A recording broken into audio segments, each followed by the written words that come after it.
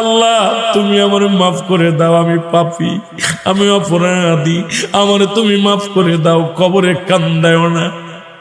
আল্লাহ মানুষের প্রথম বিপদ হলো মরণ, দ্বিতীয় বিপদ হলো কবর, তৃতীয় বিপদ হলো কিয়ামতের ময়দান।